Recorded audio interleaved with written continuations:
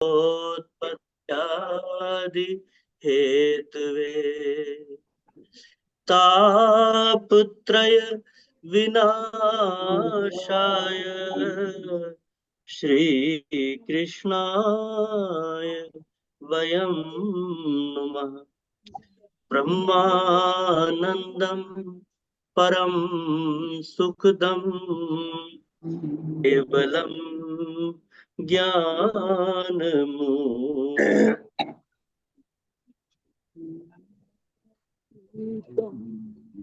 एकं द्वन्द्वातीतं गगनसदृशं तत्त्वमस्यादिलक्ष्यम् एकं नित्यं विमलमचलं सर्वधी साक्षीभूतम् भावातीतं त्रिगुणरहितं सद्गुरुं तं नमामि। बोलिए सच्चिदानंद सद्गुरुदेव भगवान की जय। और अभी सत्संग कार्यक्रम का प्रारंभ करने के लिए एक अति सुंदर मधुर भजन प्रस्तुत होगा और उस भजन के लिए सादर आमंत्रित हैं आदरणीय गुरु बहन श्रीमती कमल शर्मा जी। जय गुरुदेव। जय गुरुदेव बहन, जय गुरुदेव जी। सभी गुरु भाई बहनों को सादर नमन। गुरुदेव भगवान के श्री चरणों में कोटि कोटि प्रणाम करते हुए मैं ये राधा जी का भजन प्रस्तुत कर रही हूँ। राधा जी कृष्ण जी को कह रही है, तेरी मुरली की धुन सुनने मैं बरसाने से आई, तेरी मुरली की धुन सुनने मैं बरसाने से आई हूँ, मैं बरसाने से आई हूँ, मैं वृषभानु की जाई हूँ, मैं बरसाने से आई हूँ, मैं वृषभानु की जाई हूँ। अरे रसिया वो मन बसिया मैं कितनी दूर से आई हूँ, अरे रसिया वो मन बसिया मैं कितनी दूर से आई हूँ।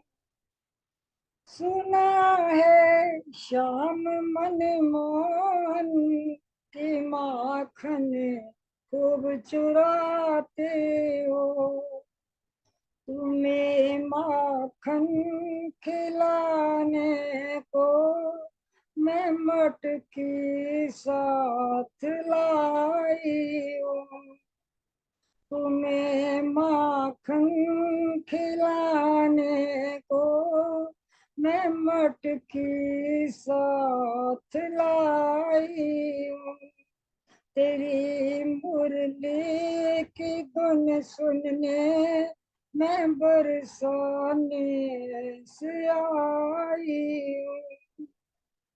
सुना है श्याम मन मोहन के गौए खूब चराते हो, सुना है श्याम मन मोहन के गौए खूब चराते हो, तेरी गौए चराने को मैं ग्वाले साथ लाई हूँ, तेरी गौए चराने को मैं ग्वाले साथ लाई हूँ, तेरी मुरली की धुन सुनने मैं बरसाने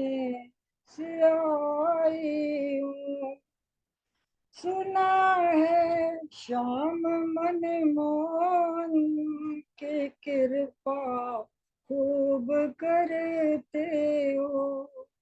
सुना है श्याम मन मोहन के कृपा खूब करते हो।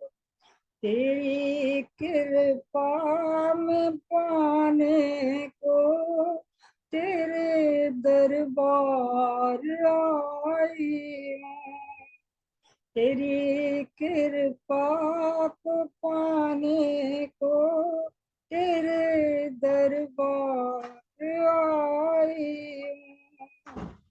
तेरी मुरली की धुन सुनने मैं बरसाने से आई हूँ। अरे रसिया मन बसिया मैं कितनी दूर से आई हूँ। तेरी मुरली की धुन सुनने मैं बरसाने से आई। जय गुरुदेव। जय गुरुदेव जी, जय गुरुदेव बहन। बड़ा सामयिक भजन राधा अष्टमी के अवसर पर आपने सुनाया। राधा रानी भगवान कृष्ण से क्या क्या कह रही हैं कि मैं तुम्हारी धुन सुनने के लिए बरसाने से आई हूँ और मैं वृषभानु की जाई हूँ, वृषभानु की बेटी हूँ मैं। और हे रसिया मन बसिया, तुम्हें नहीं मालूम मैं कितनी दूर से आई हूँ। तुम माखन चुराते हो, मैंने ऐसा सुना है, मैं खुद माखन लेकर तुम्हारे लिए आई हूँ। बड़े सुंदर सुंदर भाव आपने बताए कि तुम गौवें चराते हो तो मैं ग्वाले साथ लाई हूँ, और तुम खूब कृपा करते हो तो मैं कृपा पाने के लिए ही तुम्हारे दरबार में आई हूँ। कितना सुंदर भजन है, बहुत ही बढ़िया और बहुत मधुरता के साथ प्रस्तुत किया गया। आपका बहुत बहुत धन्यवाद, बहुत बहुत आभार आपका। अब आदरणीय गुरु भाई श्री कुलदीप राय शर्मा जी से निवेदन है कि गुरुदेव भगवान का आज का प्रवचन सुनवाने की कृपा करेंगे। हाँ जी।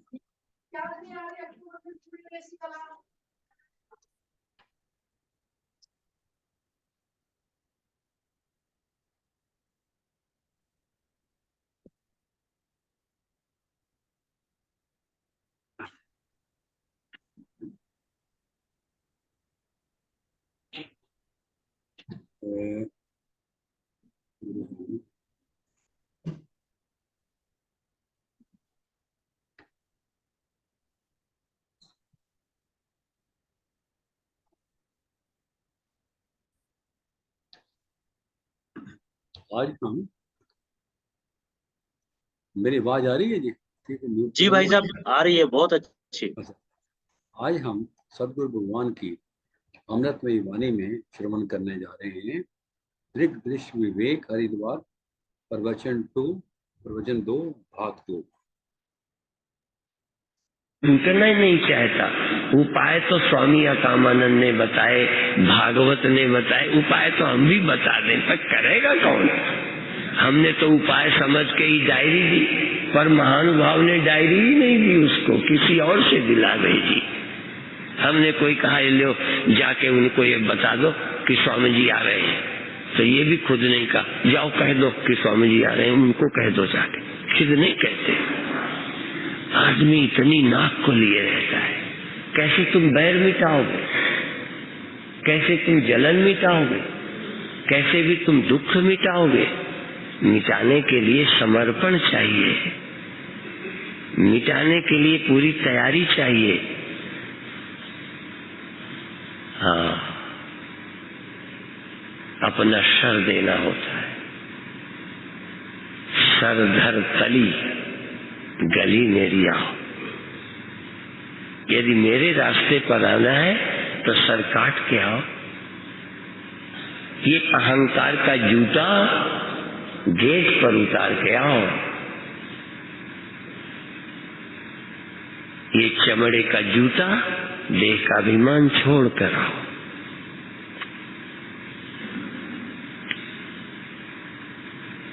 तो इसलिए तरना है तो कोई आग्रह लेके मत आओ, सिर्फ तरने का ही ख्याल रह जाए, मुक्त होने के लिए आओ, कठिन नहीं है। तो ये कहा था कि मन के अंदर उठने वाली सभी वृत्तियां, बुद्धि वृत्तियां, उनके साक्षी दृष्टा तुम ही हो। चिति है, चिति, कहीं चिति बोला, कहीं चेतन बोला, कहीं आत्मा बोला, कहीं पुल्लिंग, कहीं स्त्रीलिंग, कहीं इसको कुछ कह दो, क्योंकि ये न कोई स्त्री है न ये कोई पुरुष है, चाहे उसे पुरुष बोल दो चाहे स्त्री। हमारे गुरुओं ने कहा तू मेरा पिता, तू मेरा माता, चाहे उसे माता कह दो चाहे उसे पिता कह दो। अमेरिका में भी स्त्री मेल फीमेल को लेके बड़ी झंझटें चलती है। यदि परमात्मा को मेल कह दो तो अच्छा नहीं मानते।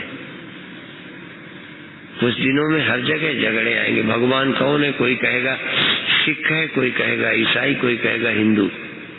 हाँ, कुछ लोग कहेंगे यादव है भगवान, कोई कहेगा ठाकुर है, पंडित कहेंगे परशुराम पंडित है भगवान।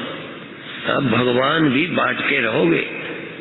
ये बटा हुआ आदमी भगवान को भी बांटेगा और एक हुआ आदमी समाज को भी एक करेगा। ये बड़े वाले बांटेंगे और क्या करेंगे? इनको आता क्या है बांटने के सिवा? धर्म बांटेंगे, जातियां बांटेंगे, देश बांटेंगे, भगवान बांटेंगे। अपने को तो बांट ही रखा है, तुम मेरे से अलग, मैं तुमसे अलग।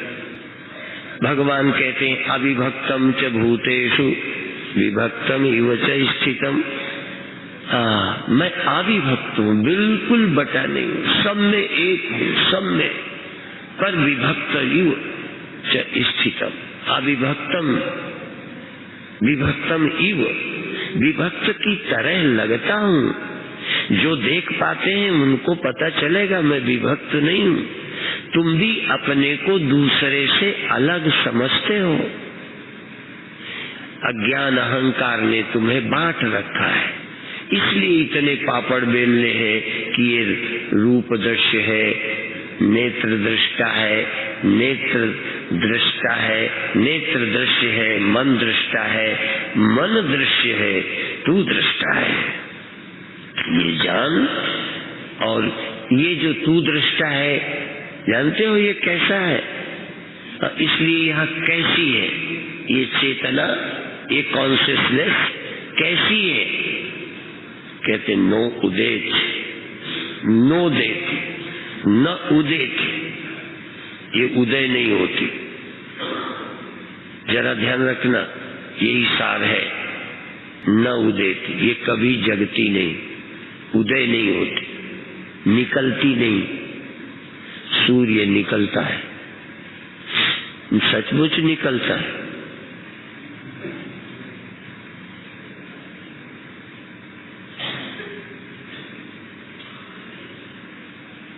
पृथ्वी जैसे यहाँ तुमको एक घूमने वाली चेयर में बिठा दे और लाइट पीछे चली जाए, जहाँ की तहाँ लगी है, चेयर घूम गई, लाइट पीछे चली गई, चेयर घूम गई, लाइट सामने आ गई, वो तो वो तो कहीं आई गई नहीं।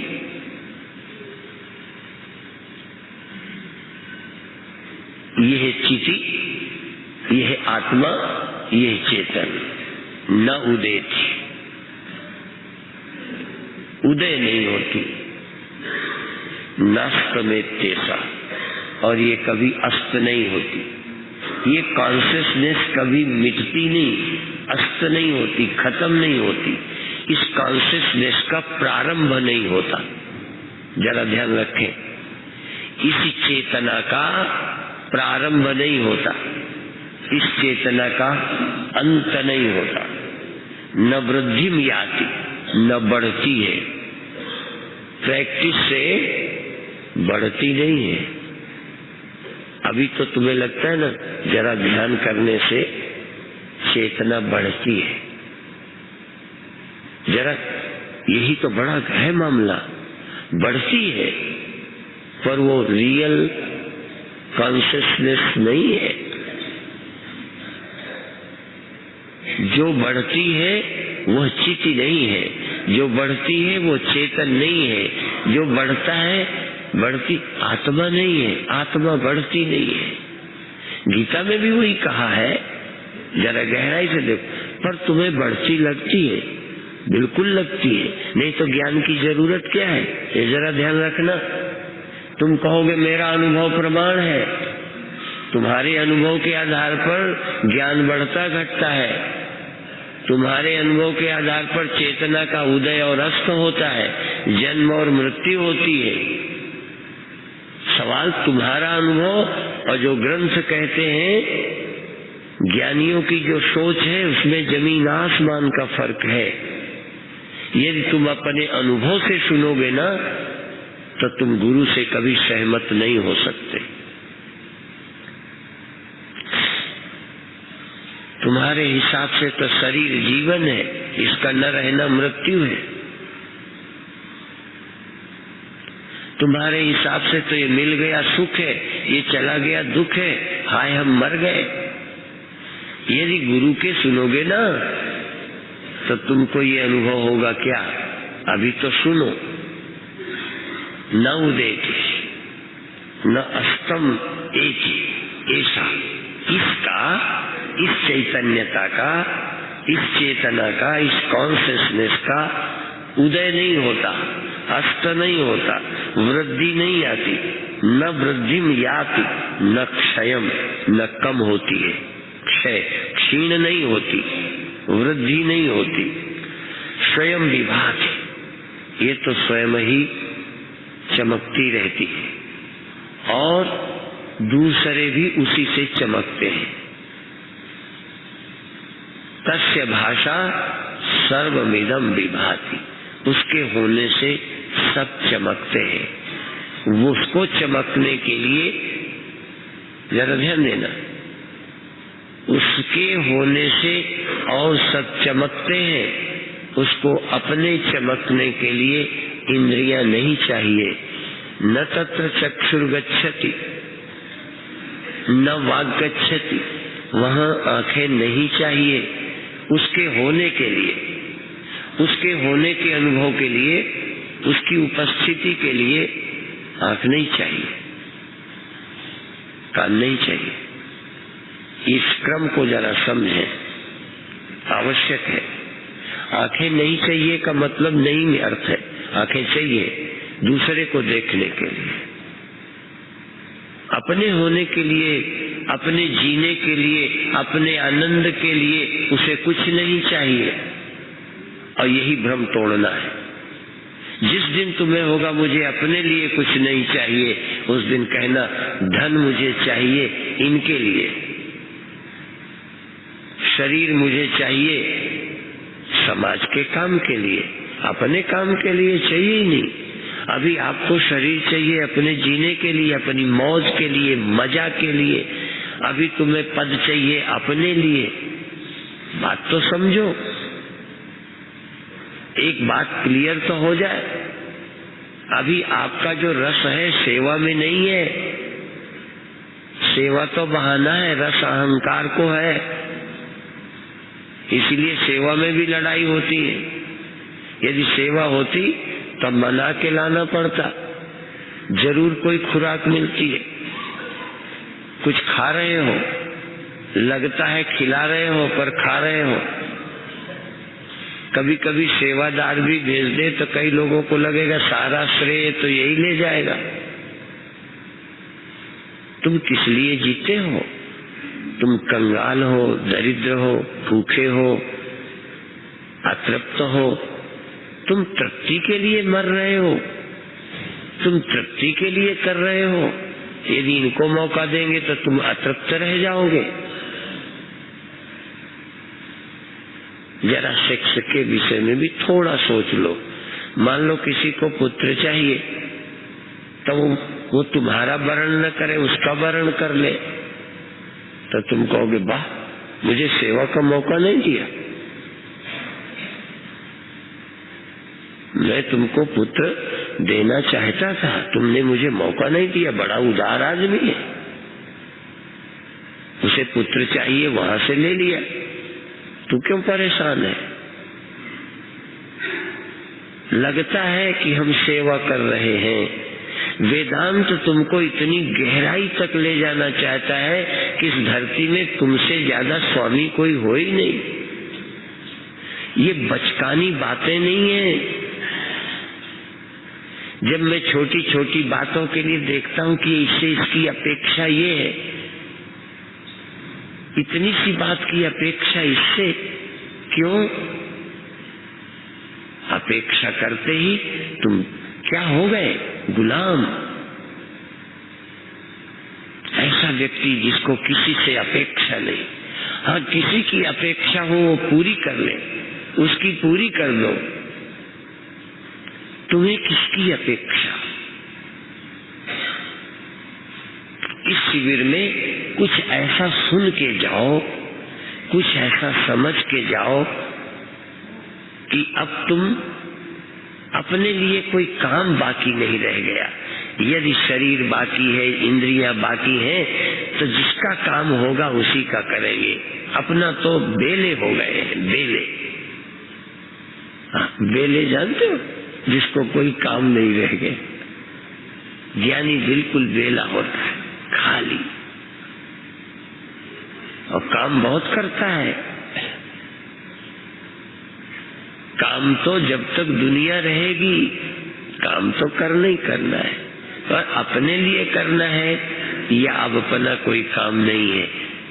अब करना है नेचर से, करना है स्वभाव से, करना है परिस्थिति से, करना है किसी की मांग पर। मेरी कोई मांग नहीं रह गई।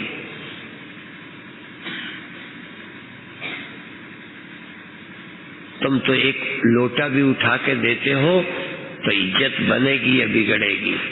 यदि यहाँ मंच पर आके लोटा उठाकर देना हो तो बहुत तैयार होगे। कई जगह लोटा उठाकर देने में बेइज्जती हो तो नहीं दोगे। लोटा उठाने में भी इज्जत और बेइज्जती का प्रश्न है।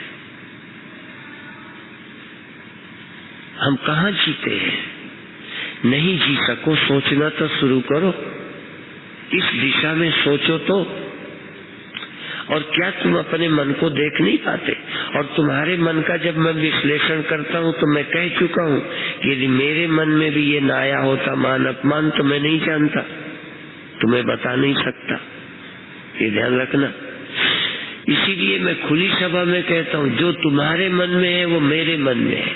इसीलिए मुझको तुमसे न ईर्षा है और न हीन भावना है। क्यों? चोर चोर मौसायद भाई, चोर चोर चचेरे भाई, मैं किससे डरूं, किससे लज्जा करूं, क्या करूं? ऊंचे चढ़कर देखा तो घर घर ही लेखा। आप कहोगे कि आप गर्व से क्यों बोल रहे हो? हम तो इसी में मरे जा रहे हैं, हीन भावनाओं से दबे हैं, आप गर्व से क्यों बोलते हो?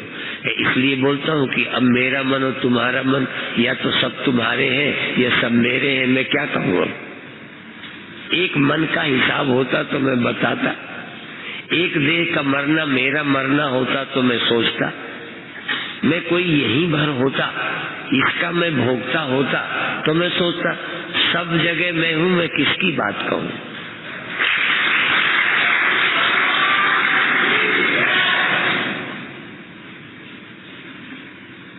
इसलिए थोड़ा ऊपर उठो मन से।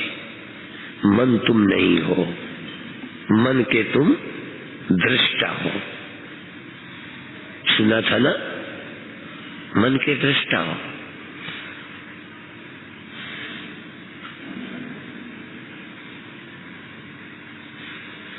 सबके दृष्टा हो, बाहर के दृष्टा तुम। सबके दृष्टा का मतलब इंद्रियों के द्वारा बाहर के दृष्टा तुम, बिना इंद्रियों के मन के द्वारा इंद्रियों के दृष्टा तुम, और डायरेक्ट मन की सभी वृत्तियों के दृष्टा तुम। और वो तुम कौन? जो कभी बढ़ते घटते नहीं हो। अब ये बात कैसे समझ आएगी क्योंकि अनुभूति होगी, जो तुम्हारे पास है वो बढ़ता है, वो घटता है, जगता है, सोता है, बाहर भीतर इंद्रियों से मन जुड़ता है, वापस आता है, और तुम मन के धर्म को अपना समझते हो, इंद्रियों के धर्म को अपना समझते हो, देह के धर्म को अपना समझते हो, इनके धर्म को अपने में तुम आरोपित करते हो। शुरुआत यहाँ से करनी है कि चैतन्य का उदय नहीं होता, अस्त नहीं होता। अस्त माने समाप्त नहीं होता, उदय माने प्रारंभ नहीं होता, और प्रारंभ होके वृद्धि को भी प्राप्त, और जिसका प्रारंभ होता है वृद्धि होगी। शरीर का प्रारंभ हुआ, वृद्धि हुई, उतना ही रहा ना, वृद्धि हुई, फिर क्षय होना शुरू हो गया। किसका? देह का, तुम्हारा नहीं। इस अंतःकरण के साक्षी का, इस चेतन का प्रारंभ नहीं, अंत नहीं। इस चेतन में वृद्धि नहीं और क्षति नहीं। हाँ, और यह स्वयं विभाति, ये स्वयं ही चैतन्य है। ये अभी ध्यान में नहीं आता, यही ध्यान में आ जाए। अभी लगता है कि मैं आभास के कारण चेतन हूँ। सूर्य को लगता है जहाँ रिफ्लेक्शन है वहां मैं हूँ, इसके बिना जैसे मैं हूँ ही नहीं। वो आगे और प्रकरण आएगा, इसी बात को क्लियर करना है। स्वयं विभाति अथान्यानि, और अन्यों को भी चमकाता है। आप चमकता है औरों को, जैसे रोशनी ये चमकती है और सबको चमकाती है। तस्य भाषा सर्वमिदं विभाति। और भी श्लोक और जगह के, न तत्र सूर्यो भाति न चंद्र तारकम नेमा विद्युतो भांति कुतो यमग्नि।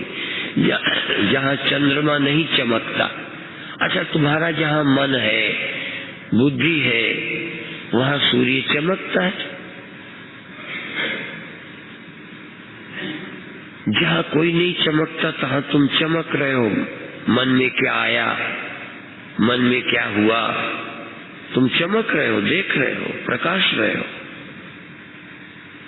यहाँ तो टार्च से देखते हो, अग्नि से लाइट जला के, वहाँ किससे देखोगे? इसलिए उसको कैसे देखना है? स्वयं विभाति अथ अन्यानि भाषयेत् साधनम विना, बिना साधनों के वहाँ शुरू करना है। जहाँ बिना साधनों के वो देखता है, आँख से जहाँ देखता है वहाँ शुरू मत करो, कान से नहीं, इंद्रियों के द्वारा नहीं, मन के द्वारा भी। वो जो सीधा बिना किसी साधन के मन को जगते को और सो जाते वाले को, स्वप्न वाले, जो मन को, मन की सभी वृत्तियों को प्रकाश रहा है, वो तुम हो, वो नहीं हो ना। अच्छा, तुम्हारे मन को तुमने नहीं प्रकाशा ना, मैं आया था हेल्प करने, बोलो तुम्हें।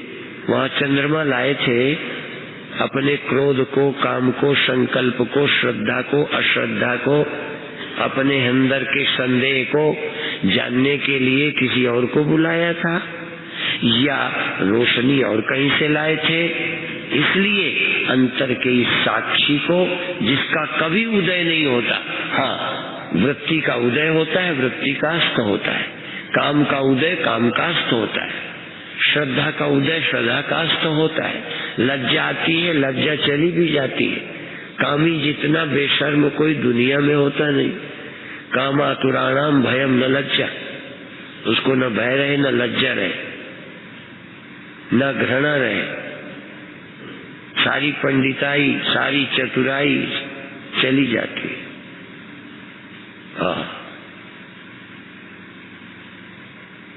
इस अंतःकरण के सभी धर्मों को किससे प्रकाशते हैं? कौन? तू प्रकाशता है, सीधा प्रकाशता है, किसी और की सहायता के बिना प्रकाशता है, इसको जान, बिना साधन के। अभी उसमें तुम नहीं कहते, ये मैं अपनी ओर से बोल देता हूं। जो प्रकाशता है उसका नाम तुम है, पर अभी तुम उसको नहीं जान पाए। ये श्लोक बाकी कल करेंगे, अभी यही समाप्त करते हैं। अभी थोड़ी देर के लिए छुट्टी है, 6 बजे फिर थोड़ी देर ध्यान करेंगे, 1 घंटे की छुट्टी। आप स्वयं कहीं बैठकर लेटकर, आदत पड़ी है बहुत बाहर देखने की, आंखों से इंद्रियों से छोड़ो, मन से छोड़ो। मन से नहीं, मन को देखो, मन कहाँ है, क्या करता है, क्या सोचता है। तुम सावधान रह के, साक्षी रह के, साक्षी होई, साक्षी तो होई, पर साक्षी होके, सावधान होके, मैं द्वारा। थोड़ा अहंकार की जरूरत है यहाँ, मैं साक्षी हूँ। ये भी बहुत जरूरी है, मैं साक्षी हूँ। यद्यपि जो बोलेगा ना कि मैं साक्षी हूँ, वो अहंकार है। साक्षी को तो बोलने की जरूरत नहीं है, वो तो सदा ही है। इसलिए एक सदा साक्षी है, अहंकार भी थोड़ी देर को साक्षी बनेगा। जैसे देह बन जाता है, स्वप्न बन जाता है, सुखी दुखी। अहंकार की चर्चा अगली सभा में करेंगे, कल की। और अभी शाम का ध्यान, कल सुबह का ध्यान और योगासन। समय निकालकर, समय निकालकर समय पर आए, और समय निकालकर समय पर इस बात को समझने की कोशिश करें, क्योंकि समय निकल जाएगा, अवसर हो जाएगा, फिर इससे वंचित रह जाओगे। ये बिना समझे, बिना क्लियर हुए बात बनेगी नहीं। तुम निश्चिंत, निर्द्वंद, अभय नहीं हो सकते। इसके लिए आवश्यक है इस आत्मा का अनुभव करना। उसी के लिए ये दृग दृश्य विवेक पुस्तक का प्रारंभ किया गया है। ओम शांति। जय गुरुदेव। जय गुरुदेव भाई साहब, जय गुरुदेव। आज बड़ा सुंदर प्रवचन गुरुदेव का चला, जिसमें दृग दृश्य विवेक के माध्यम से गुरुदेव भगवान ने उस अल्टीमेट ट्रुथ को, उस परम सत्य को हृदयंगम कराने के लिए इतना सुंदर प्रवचन दिया है कि उसका शब्दों में प्रशंसा भी संभव नहीं है। हर बार ऐसा लगता है जब गुरुदेव बताते हैं कि जैसे ये बहुत ही सरल विषय है, बस हम ही नहीं कर पा रहे हैं, पता नहीं क्या बात है। कई बिंदुओं की ओर गुरुदेव ने ध्यान आकर्षित किया कि अपने अहम को छोड़ना होगा, मारना होगा। जो नाक इतनी बड़ी हो गई है कि हम किसी की कोई बात बर्दाश्त ही नहीं कर सकते, गुरुदेव कहते हैं उस नाक को कटवाना पड़ेगा। नाक कटवा लो, अगर इस रास्ते पर चलना है, सिर कटवा कर आओ, तब इस प्रेम गली अति सांकरी जा में दुई न समाए। इसमें दो नहीं जा सकते, अकेला ही जा सकता है। खुद अपने आप को भी बाहर ही छोड़ना पड़ेगा। और अधिक इस विषय में मैं ना कहकर, अब आज की एक बहुत सुंदर अभिव्यक्ति का हम सबको फिर हमारे साथ कमरे में घुसने का नहीं रहेगा ना। प्रतीक्षा है, और उसके लिए सादर आमंत्रित हैं परम आदरणीय गुरु बहन श्रीमती कांता गोयल जी। श्रीमती कांता गोयल जी आए और आज के प्रवचन पर अभिव्यक्ति प्रस्तुत करने की कृपा करेंगी। जय गुरुदेव। जय गुरुदेव बहन, जय गुरुदेव। बाबूजी खाना। जय जय गुरुदेव। जय गुरुदेव जी। देव भगवान के श्री चरणों में कोटि कोटि प्रणाम, और मंच पे उपस्थित सभी गुरु भाई बहनों को सादर नमन। आज के प्रवचन में मुझे जो समझ में आया, थोड़ा वही मैं बता पाऊंगी। जय गुरुदेव। आज के प्रवचन में गुरुदेव भगवान आज जैसी परिस्थिति चल रही है उसके बारे में जिक्र करते हुए शुरू करते हैं कि आज इंसान कितना अहंकारी और अभिमानी हो गया। उसकी आंखों में हमेशा मोल तोल का, लालच का, भिखारी पने का भाव रहने लगा। वह हर समय कुछ न कुछ पाने की आशा ही रखता है। दूसरों से अपेक्षा करता है और इसी कारण वह दुखी रहता है। जो सदैव किसी न किसी से कुछ पाने की आशा रखता है वह हमेशा अतृप्त रहता है, क्योंकि तृप्ति बाहरी वस्तुओं से कभी नहीं मिल सकती। हाँ, मिलती लगती तो है, परंतु वह क्षणिक होती है। कुछ समय हम उसका उपभोग करेंगे और फिर उससे उकताकर या फिर उसका समाप्त हो जाने पर हम पुनः दुखी हो जाते हैं या फिर कोई और कामना लेकर बैठ जाते हैं। इसी तरह हम पुनः पुनः सुख दुख में बटे रहते हैं और अपना असली काम करना भूल जाते हैं। अपने स्व कर्म की तरफ हमारा ध्यान ही नहीं जाता। हमारा स्व कर्म यानी हम इस संसार में क्यों जन्मे हैं, हमारा कर्म क्या है, हमारा आने का उद्देश्य क्या है। तो फिर गुरुदेव भगवान कहते हैं, ये बताने को तो हम तैयार ही बैठे हैं, किंतु कोई मुमुक्षु तो हो, कोई जानना तो चाहे। कोई वैर भाव को मिटाकर, देह अभिमान छोड़कर, अहंकार को छोड़कर तो आओ। यह रास्ता कठिन नहीं है, बस शुरू करने भर की जरूरत है। तो गुरुदेव बताते हैं कि आत्मा या परमात्मा या ब्रह्म सर्वत्र एक रूप में भासते हैं। वह कभी बड़ा या कहीं छोटा हो ऐसा नहीं है, वह सर्वत्र है और सर्वरूप है। इसीलिए संत जन कहते हैं कि तुम ही हो माता, तुम ही हो पिता, ऐसा गाते हैं, हम लोग भी गाते हैं। यानी जो अपने को जान लिया, अपने को जान लिया मतलब शरीरों को नहीं बल्कि उस चेतन सत्ता को जान लिया, वह ही सब में उसको दर्शन करता है। उस सब में या सब रूपों में माता पिता सखा बंधु सब देखता है। सृष्टि के हर कण कण में उस परमात्मा के दर्शन करता है। यहाँ फिर वह सब यह जान ही लिया कि मैं और परमात्मा दो नहीं, एक रूप या बहु नाम जैसे हैं। यानी चेतन अंश जीव अविनाशी, यानी जिसका कभी नाश होता ही नहीं, जो घटता नहीं, बढ़ता नहीं, मरता नहीं, कहीं आता जाता नहीं, वह सिर्फ है।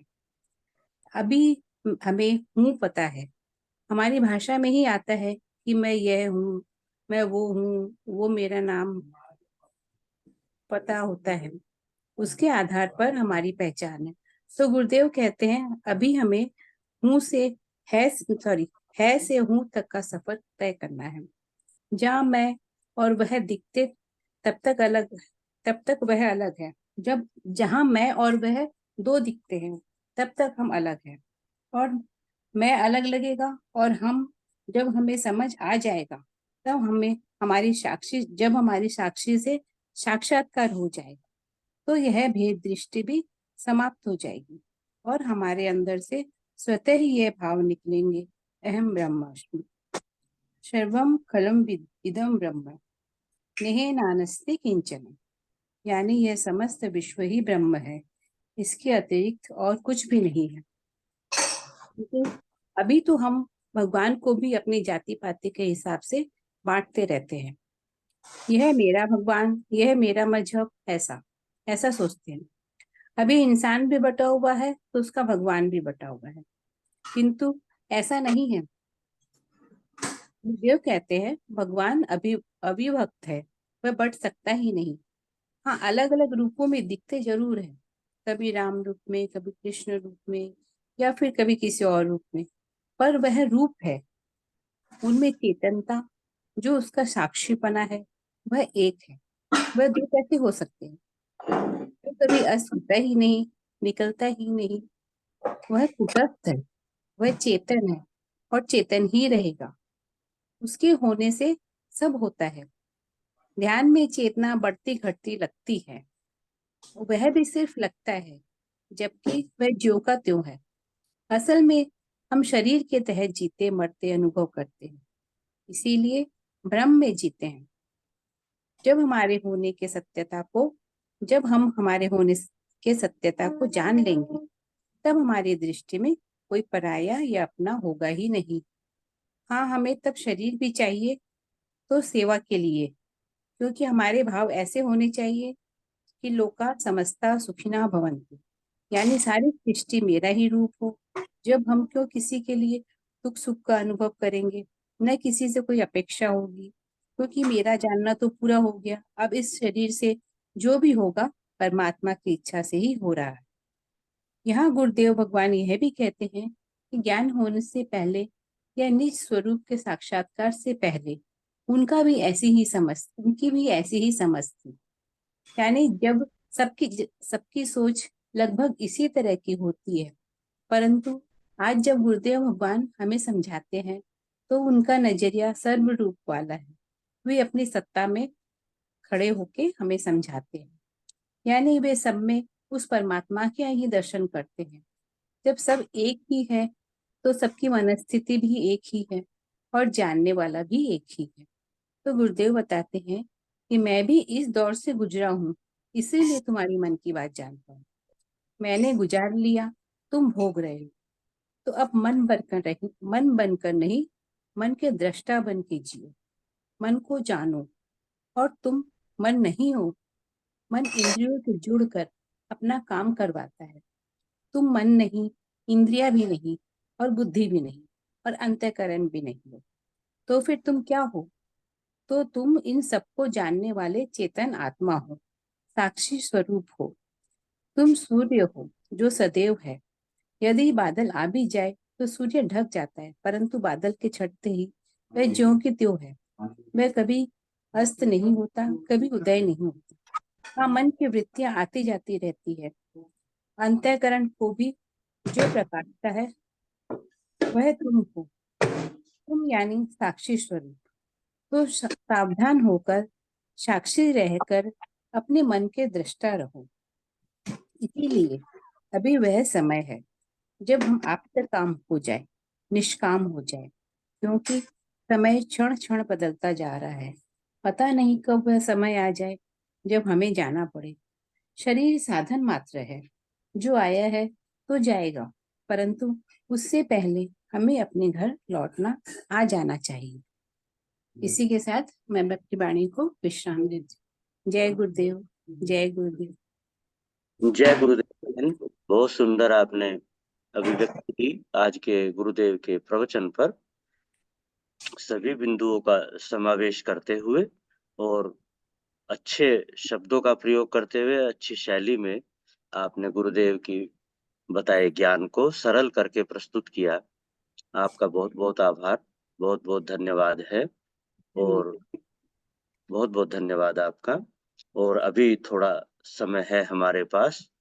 एक बिंदु जो इसमें मुझे बताने योग्य लगता है वो ये कि जब गुरुदेव कहते हैं कि मैं को मारना है, मन को मारना है, तो वो मैं होती है जो जागती है, जो सोती है, जो संसार खड़ा कर लेती है, जो काम चलाने के लिए एडॉप्ट की हुई है।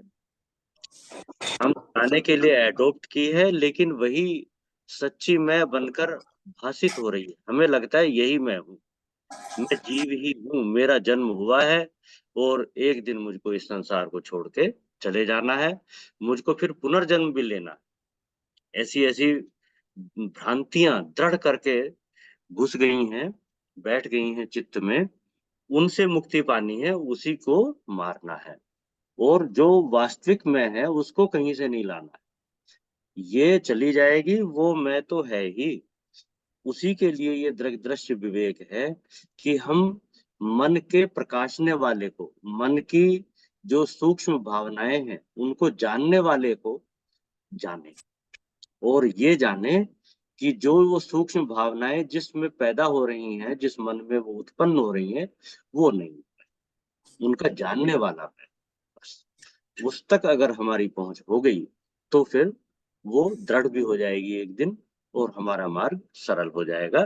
अब आज के समय का लाभ उठाते हैं और आज उसका लाभ उठाने के लिए मैं सादर आमंत्रित करता हूँ आदरणीय गुरु बहन मीनू पोपली जी को कि थोड़ा सा वो कुछ ज्ञान रूपी ज्ञान गंगा का प्रवाह बहाएं और इस समय का सदुपयोग भी हो और कुछ गुरुदेव का ज्ञान भी और सरल करके सुनने को मिले।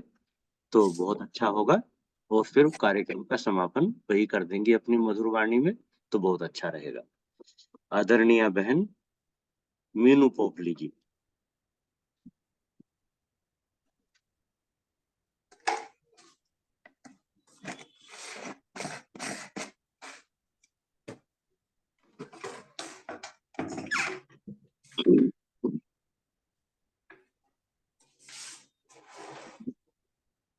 शायद बहन में, हाँ।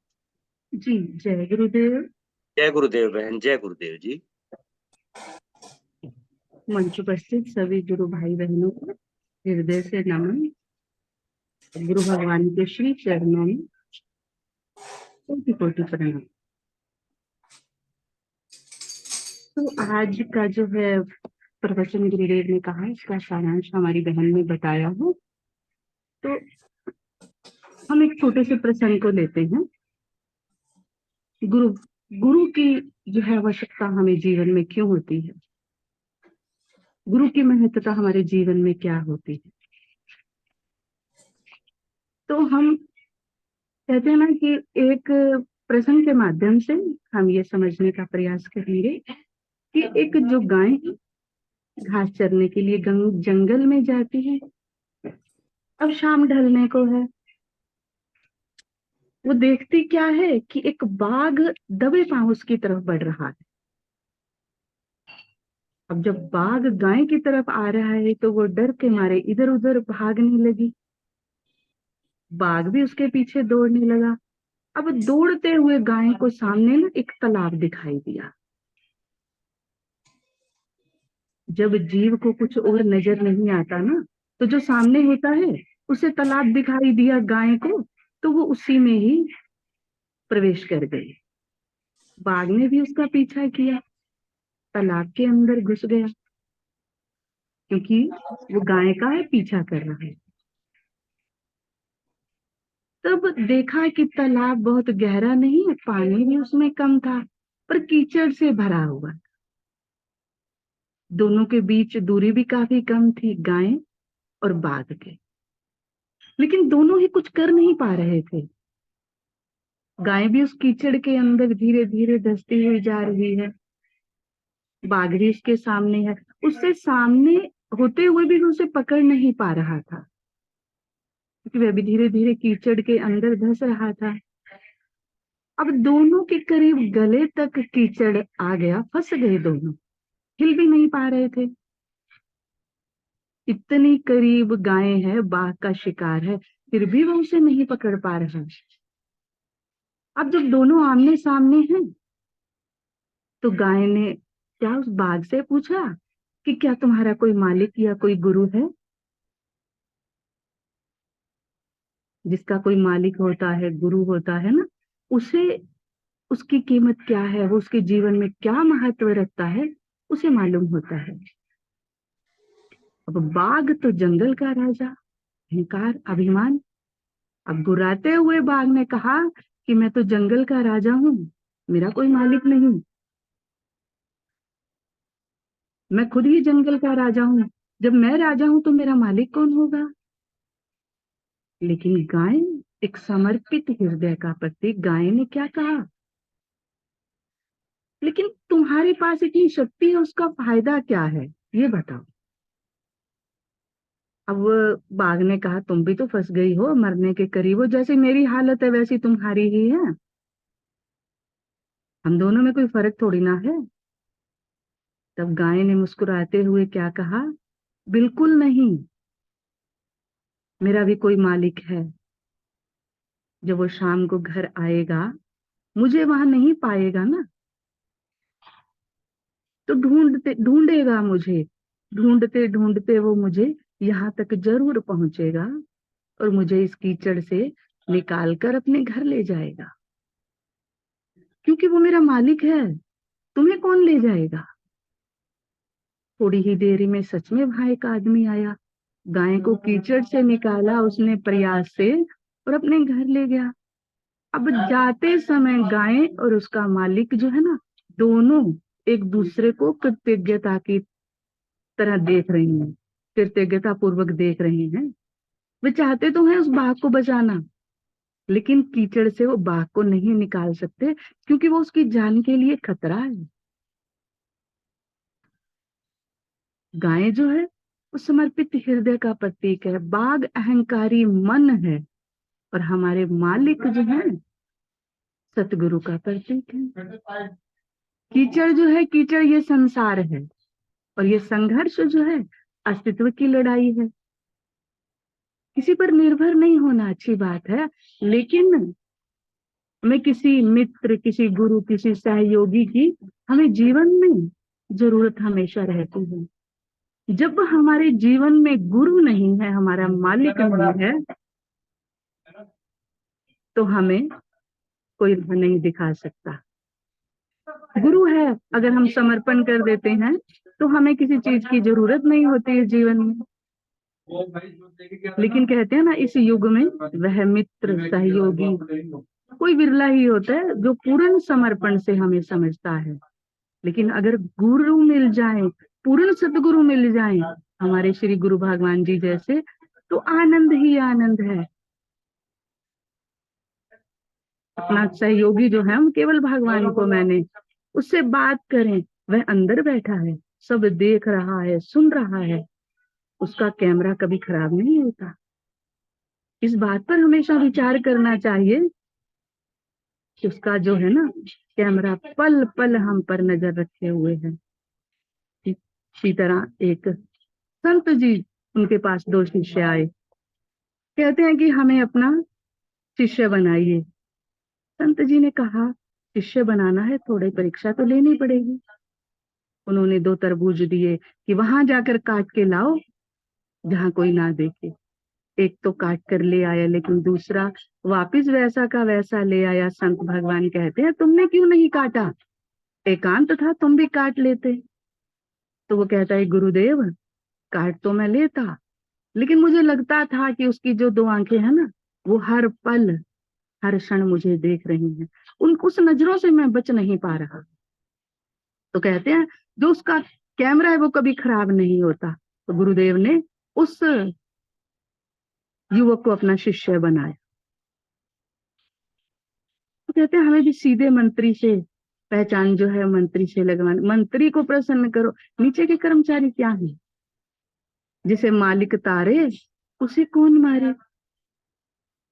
जिसकी सीधे अपने गुरुदेव तक पहुंचे, फिर भगवान तक आगे पहुंच जाएगी। फिर गुरुदेव जाने भगवान जाने, हमारा काम है केवल समर्पण करना, पूर्ण रूप से समर्पण करना, फिर जीवन में आनंद ही आनंद।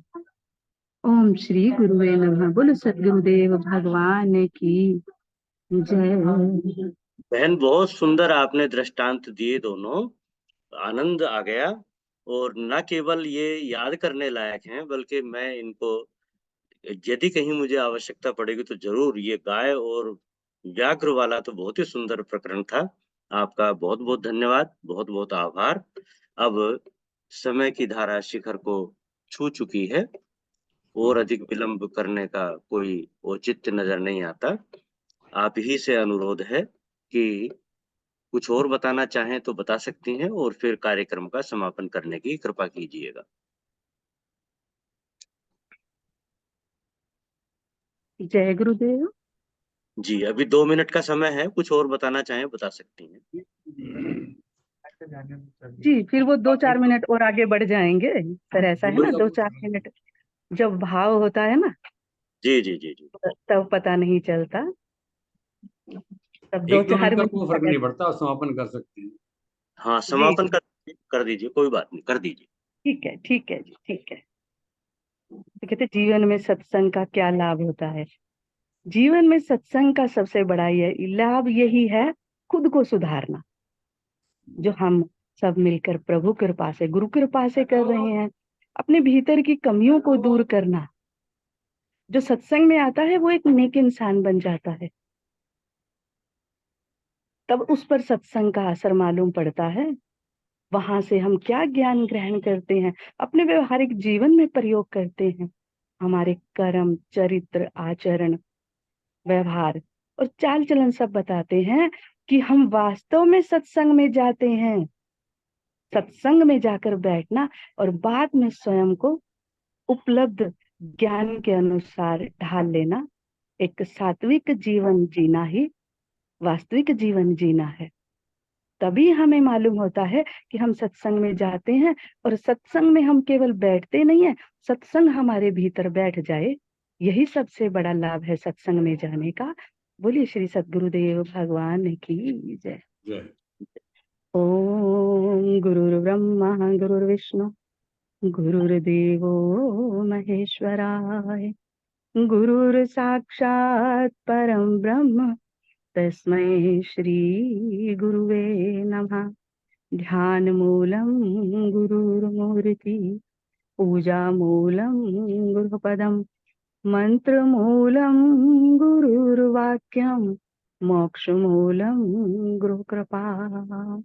सर्वे भवन्तु सुखिनः सर्वे सन्तु निरामया सर्वे भद्राणि पश्यन्तु मा कश्चित् दुःखभाग् भवेत्।